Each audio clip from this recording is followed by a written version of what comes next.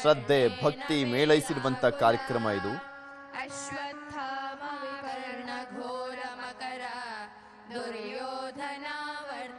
ವಿಶೇಷವಾದಂತ ಪೂಜೆಯನ್ನ ಸಲ್ಲಿಸಿದ ಬಳಿಕ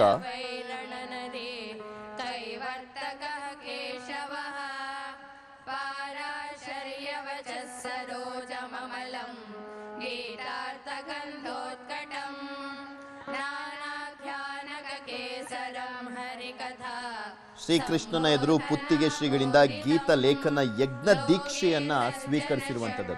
ನರೇಂದ್ರ ಮೋದಿಯವರು ಶ್ರೀಕೃಷ್ಣನ ಎದುರು ಪುತ್ತಿಗೆ ಶ್ರೀಗಳಿಂದ ಗೀತ ಲೇಖನ ಯಜ್ಞ ದೀಕ್ಷೆ ಅಂತೆ, ಅದು ಗೀತ ಲೇಖನ ಯಜ್ಞ ದೀಕ್ಷೆಯನ್ನ ಸ್ವೀಕರಿಸಿರುವಂತದ್ದು ಪುತ್ತಿಗೆ ಶ್ರೀಗಳಿಂದ.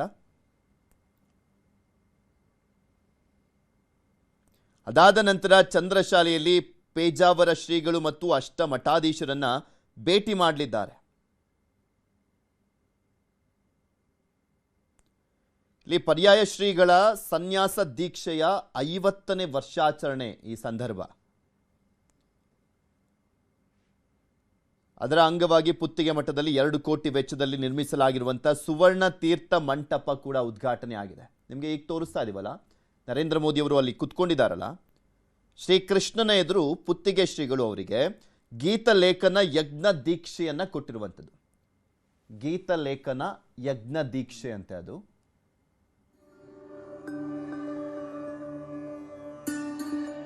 ಬಿಜೆಪಿ ರಾಜ್ಯಾಧ್ಯಕ್ಷರಾಗಿರುವಂತಹ ವಿಜಯೇಂದ್ರ ಅವರು ಕೂಡ ಈ ಸಂದರ್ಭದಲ್ಲಿ ಭಾಗಿಯಾಗಿದ್ದಾರೆ ನರೇಂದ್ರ ಮೋದಿ ಅವರ ಜೊತೆಗೆ.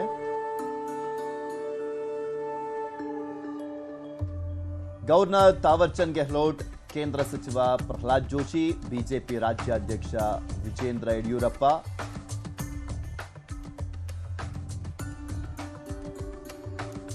ಕೆಲವರಿಗಷ್ಟೇ ಈ ಸಂದರ್ಭದಲ್ಲಿ ಅವ್ರ ಜೊತೆ ಭಾಗಿಯಾಗಲಿಕ್ಕೆ ಅವಕಾಶವನ್ನು ಕೊಡಲಾಗಿರುವಂಥದ್ದು. ಯಾಕೆಂದ್ರೆ ಇದು ರಾಜಕೀಯ ಪ್ರೇರಿತ ಕಾರ್ಯಕ್ರಮ ಅಲ್ಲ, ಧಾರ್ಮಿಕ ಕಾರ್ಯಕ್ರಮ. ಉಡುಪಿ ಕೃಷ್ಣ ಮಠದಿಂದ ಆಯೋಜನೆ ಮಾಡಲಾಗಿರುವಂಥ ಧಾರ್ಮಿಕ ಕಾರ್ಯಕ್ರಮ. ಸೊ ಅದಕ್ಕೆ ನಾನು ಆರಂಭದಲ್ಲಿ ಹೇಳಿದ್ದು ಇದೊಂದು ವಿಶೇಷ ಸಂದರ್ಭ ಅಂತ. ನರೇಂದ್ರ ಮೋದಿ ಅವರನ್ನ ನಾವು ಯಾವಾಗಲೂ ರಾಜ್ಯಕ್ಕೆ ಯಾವ ಸಂದರ್ಭದಲ್ಲಿ ನೋಡಿದ್ದೀವಿ, ಇಲ್ಲಿ ಯಾವುದಾದ್ರೂ ಯೋಜನೆಗಳಿಗೆ ಚಾಲನೆ ಕೊಡುವಂಥದ್ದು ಅಥವಾ ಎಲೆಕ್ಷನ್ ಸಂದರ್ಭದಲ್ಲಿ ನೋಡಿದ್ದೀವಿ. ಆದರೆ ಇದು ವಿಶೇಷ ಸಂದರ್ಭ, ವಿಶೇಷ ಧಾರ್ಮಿಕ ಕಾರ್ಯಕ್ರಮದ ಸಂದರ್ಭದಲ್ಲಿ ಭಾಗಿಯಾಗಿರುವಂಥದ್ದು. ಪುತ್ತಿಗೆ ಶ್ರೀಗಳು ಪ್ರತಿಯೊಂದನ್ನು ಕೂಡ ಎಕ್ಸ್ಪ್ಲೈನ್ ಮಾಡ್ತಾ ಇದ್ದಾರೆ ಅಲ್ಲಿ.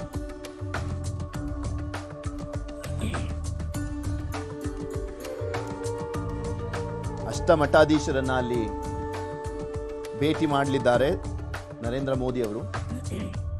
ಆಲ್ರೆಡಿ ಭೇಟಿ ಆಗಿದ್ದಾರೆ ಅಲ್ಲಿ. ಇವತ್ತು ಪರ್ಯಾಯ ಶ್ರೀಗಳ ಸನ್ಯಾಸ ದೀಕ್ಷೆಯ 50ನೇ ವರ್ಷಾಚರಣೆ ಕೂಡ ಇರುವಂಥದ್ದು. ಸೊ ಹೀಗಾಗಿನೇ ಆ ಒಂದು ಕಾರಣಕ್ಕೋಸ್ಕರ ಪುತ್ತಿಗೆ ಮಠದಲ್ಲಿ 2 ಕೋಟಿ ವೆಚ್ಚದಲ್ಲಿ ನಿರ್ಮಿಸಲಾಗಿದೆ ಸುವರ್ಣ ತೀರ್ಥ ಮಂಟಪ. ಅದನ್ನು ಉದ್ಘಾಟನೆ ಮಾಡಿದ್ರು. ಅದಾದ ನಂತರ ಇನ್ನೇನು ಕೆಲವೇ ಕ್ಷಣಗಳಲ್ಲಿ ಲಕ್ಷಕಂಠ ಗೀತ ಪಾರಾಯಣದಲ್ಲಿ ಭಾಗಿಯಾಗ್ತಾರೆ.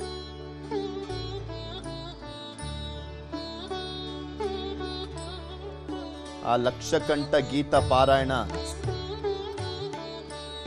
ಸಮಾವೇಶ ಸಮಾರಂಭ ಏನ್ ಹೇಳ್ತೀವಿ ಅದರಲ್ಲಿ ಭಾಗಿಯಾಗ್ತಾರೆ ನರೇಂದ್ರ ಮೋದಿ ಅವರು.